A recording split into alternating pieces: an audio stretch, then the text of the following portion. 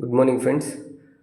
మనకు జరిగినటువంటి DSC 2025 PET exam నందు సైకాలజీ నందు 10 నుంచి 12 బిట్లు అడగడం జరిగింది.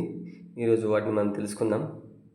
మొదటి ప్రశ్న, క్రీడా మనోవిజ్ఞాన శాస్త్ర పితామహుడు ఎవరు అని అడిగారు. కోలెమన్ గ్రిఫిత్. అలాగే ప్రవర్తన గురించి అధ్యయనం చేయనది మనోవిజ్ఞాన శాస్త్రం అని తెలియజేసిన వ్యక్తి ఎవరు అని అడిగారు. William Wood. తర్వాత, క్రింది వాటిలో పరిమాణాత్మకమైన కొలవగలిగినది ఏది అని అడిగారు. పెరుగుదల. క్రీడాకారుణ్ణి క్రీడల్లో ప్రేరణ కలిగించినట్టుకు ఏ విధమైనటువంటి ప్రేరణ కలిగించాలి అని అడిగారు. దానికి ఆన్సర్ గుర్తింపు. ఇంగ్లీష్లో ఆప్షన్ అయితే రికగ్నిషన్ ఉంటుంది. నెక్స్ట్, ప్లే థియరీస్లోకి వచ్చేపాటికి మనకి 4 ప్రశ్నలు అడగడం జరిగింది.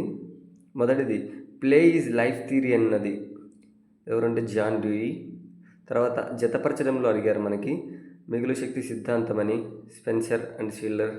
వినోద సిద్ధాంతం lord కేమ్స్ and GT Patrick's.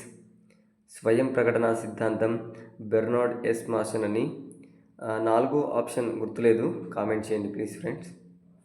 Next, స్వీయ నిర్బంధిత నియంత్రిత చర్యనే క్రీడలు అని ఎవరి ప్రకారం అంటే స్టెర్న్ ప్రకారము. విద్యార్థి ఒక విషయాన్ని నేర్చుకోగలిగినప్పుడు ఉపయోగపడే నియమం ఏది అని అడిగారు. సంసిద్ధ నియమము, లా ఆఫ్ రెడీనెస్. అలాగే బహుమతులు, శిక్ష అంటే పనిష్మెంట్ అన్నవి ఏ నియమానికి సంబంధించినవి అని అడిగారు. ఫలిత నియమం, లా ఆఫ్ ఎఫర్ట్. అలాగే 10వ ప్రశ్న, ఏ దశలో సాహిత్యము మరియు విజ్ఞానం మీద అభిరుచులను కలిగి ఉంటారని అడిగారు. దీనికి ఆన్సర్ తెలిసినట్టయితే కామెంట్ ద్వారా తెలియజేయండి ఫ్రెండ్స్. Thank you.